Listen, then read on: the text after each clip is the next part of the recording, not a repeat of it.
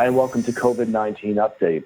In each of these segments, we take a look at a cybersecurity issue that's arising because of this pandemic, particularly with many of us working from home or working remotely. I'm here this week with John Markley and Tony Tortorici. Welcome, guys. Thanks for having us. Thank you. This week I want to talk about smart speaker systems. A lot of people are using them. They have them in their homes. And now that they're working at home, there may be some security issues we need to tell them about. John, tell me, should you even have the smart speaker in the room where you're working or nearby?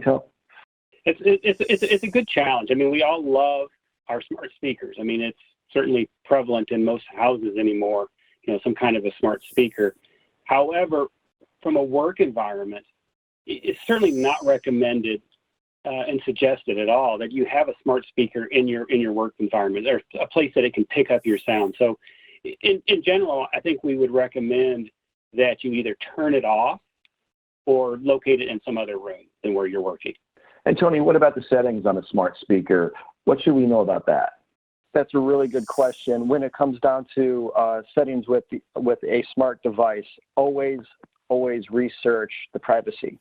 As what was stated earlier with muting it or leaving it in a different room, you also want to make sure that you understand your privacy settings on these devices.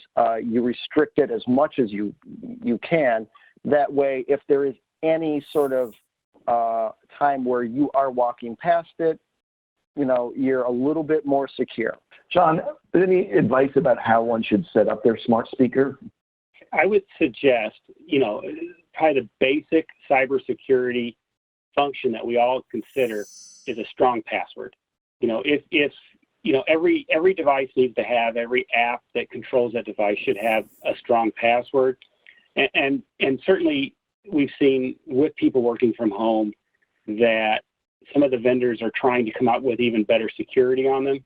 So keep it updated so that strong password is strong, right? You want it to be complex and able to be inputted whenever you need it. And Tony, what about the software you install on these devices? Tell me what we should be aware of there. I would definitely be careful of anything that's third party or not part of the initial smart home device. When you're looking for different things to plug into your smart home device, look up where they're from, the ratings, different things like that. And with certain devices, see what those third-party apps are allowed to do once you install them. Some of it could be a little bit tricky. They could be asking for permissions on certain things where that app really doesn't need. So you just got to be careful and just pay attention to the access that those apps can have on those devices. Well, thanks for all the great advice, guys. Thank you all for watching, and as always, stay safe.